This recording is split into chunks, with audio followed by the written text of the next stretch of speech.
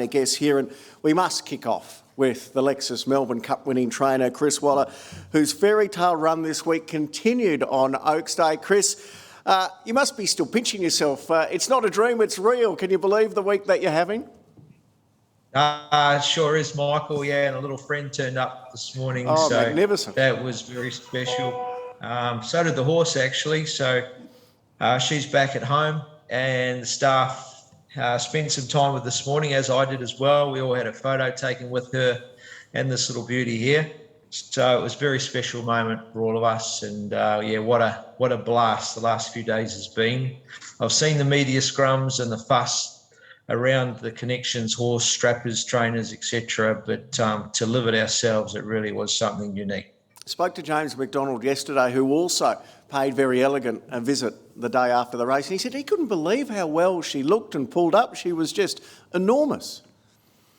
Yeah, that's what we saw as well today. She's travelled up a treat, and as one of the staff pointed out, it was like a seal jumping out of the water. She just looked silky smooth, and looked amazing, and that's how she raced.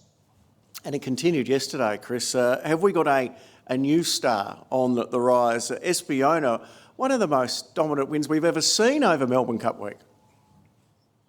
Yeah, she sure was. Had something special, even since she was a 2-year-old, but we just sat, knowing that she just wasn't quite ready to pull the trigger on. And James had the finger on the trigger yesterday when she shot clear, and that was quite special to watch. And a shining star for the future, and she'll have a break now and full steam ahead for the autumn. 7 wins so far over the carnival. Bart Cummings, David Hayes hold the record for 10 wins. You've got 10 runners tomorrow over 4 races, so you'll need to win all 4 races if you're to break the record, or 3 to draw level. What would it mean for you to be, I suppose, equal with and spoken about in the same terms as Bart Cummings and David Hayes as the most successful jockey in the history of a Melbourne Cup week? Like most things in racing, when you get the chance to win these great races, there's always something special. So I don't think we'll get too caught up in it. It's one race after the other for us, and not disrespecting what's been set before me, but one will do, and if we could build on one tomorrow, that'd be special. Any race during Cup Week, it's quite an amazing experience, and hence the reason why owners want to be there, why the punters follow it, why trainers, jockeys from all around the country want to have a runner there. Well, surely you'll get one. We get to see the big boy, the other stable star, Nature Strip, in the Darley Sprint Classic. You've got 4 runners in the race, but it is all about Nature Strip. And 2 years ago in that race, it was one of the best performances of his career.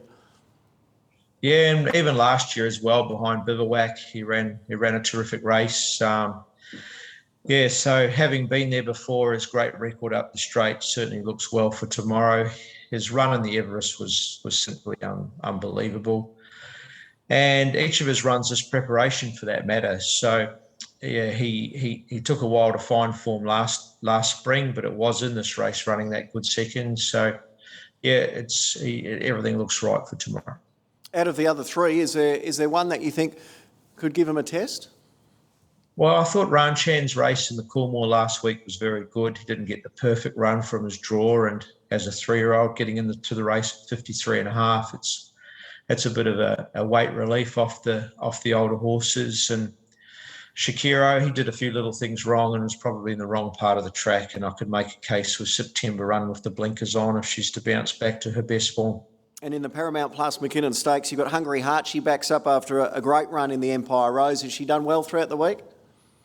Yeah, she hasn't missed a beat. So, barrier draw was unkind to her last start, and she was finishing off strongly behind 2 great mares. So, obviously it's a decent field tomorrow and a couple of really good horses there to challenge her. But 2,000 metres, I'd expect her to improve and be ready to go to a new level. Brilliant carnival so far, Chris. Best of luck tomorrow. If you can just hang on for a few minutes, there might be some media questions to come as well as we go to